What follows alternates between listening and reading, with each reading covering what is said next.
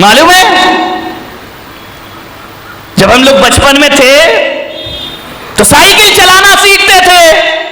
हमारे घर कोई भी आ जाए, वो घर में बात कर रहा, अपन उसकी साइकिल लेके भाग जाते थे।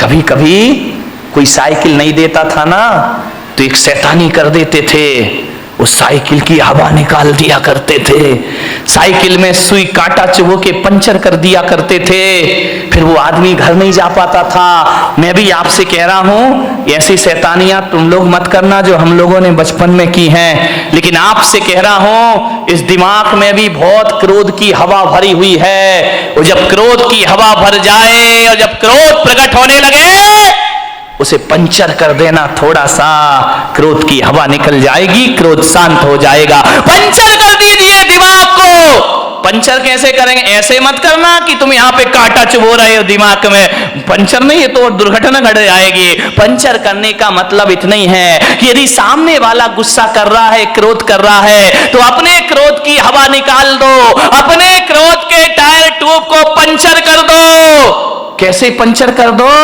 कि भैया जो तू गुस्सा कर रहा है, गालियां दे रहा है, इसका जवाब मैं 5 मिनट बाद दूंगा। ध्यान रखिए, थोड़ा सा धैर्य, 5 मिनट बाद जवाब दूंगा। मैं कहता हूं यदि 5 मिनट बाद जवाब देने का संकल्प ले लिया तो समझना हमारा क्रोध पंचर हो गया, हमारा गुस्सा पंचर हो गया।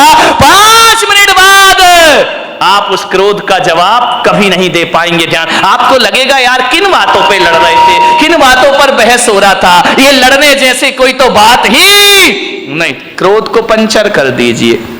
एक आदमी को मैं जानता हूं, वो एक चिट्ठी लिख रहा था, ऐसी चिट्ठी ऐसी चिट्ठी ऐसी चिट्ठी, 4 पेज भर दिए उसने।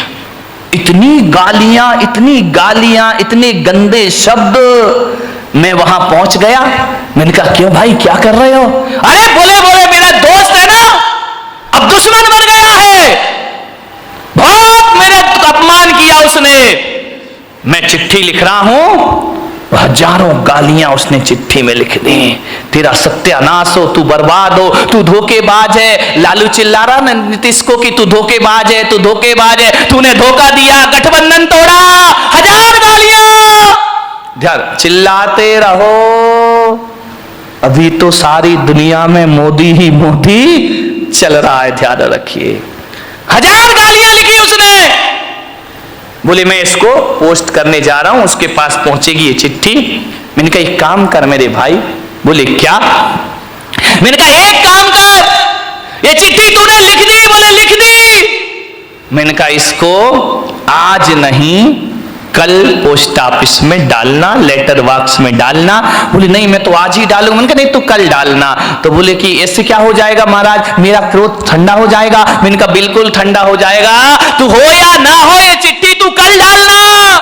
लेकिन एक बात याद रखना, आज इस चिट्ठी को पैक मत कर, रखा रहने दे, कल पैक करना, टिकट लगाना और अपने दुश्मन के एड्रेस पर डाल देना। बोले ठीक है आप कह रहे तो ये नियम में पाल लेता हूं। उसने हजारों गालियां लिख करके एक लिफाफे में रख दी। दूसरे दिन जब डालने को गया तो उसने कहा कि यार एक बार पढ़ तो लूं, कोई गाली इसमें कम तो नहीं रह गई है। जैसे ही उसने पढ़ा, उसने देखा यार मैं कितना स्टैंडर्ड का आदमी और इतनी घटिया गालियां लिखा करता हूं, आप विश्वास नहीं करेंगे। जैसे ही उसने चिट्ठी पढ़ी, क्रोध शांत हुआ, चिट्ठी को फाड़ फूड़ कर डस्टबिन में डाल दिया। बोले जवाब देने से कोई मतलब? ध्यान रखना, क्रोध तात्कालिक पागलपन है, और जब ये पागलपन पैदा होता है तो एक बात याद रखना, क्रोध तात्कालिक पागलपन की निशानी है। जब आदमी क्रोध में होता है तो पागलों जैसी हरकतें प्रारंभ कर दिया करता है। लेकिन एक बात ध्यान रखना, ये ऐसा पागलपन है जो जब पागलपन ये दूर होता है ना तो पश्चाताप दे करके जाता है हमारी जिंदगी को। सिवा पश्चाताप के हमारे हाथ कुछ लगता नहीं। क्रोध के तात्कालिक पागलपन को शांत करिए, वरना जिंदगी भर आपको पछताना पड़ेगा। ध्यान रखिए, क्रोध तो छोटी सी का टेम्परेरी चीज है, परमानेंट चीज नहीं है। लेकिन क्रोध में जो भी हम करते हैं वो हमें जिंदगी भर के लिए पश्चाताप दिया करता है। ध्यान रखिए, एक बात याद रखना, क्रोध पे थोड़ा ब्रेक लगाना है तो तात्कालिक उत्तर मत दीजिए, थोड़ा सा इंतजार करिए, क्रोध अपने आप शांत होकर के चला जाएगा। ये क्रोध पैदा क्यों होता है आप बताइए? हर आदमी को क्रोध आता है, क्रोध क्यों पैदा होता है?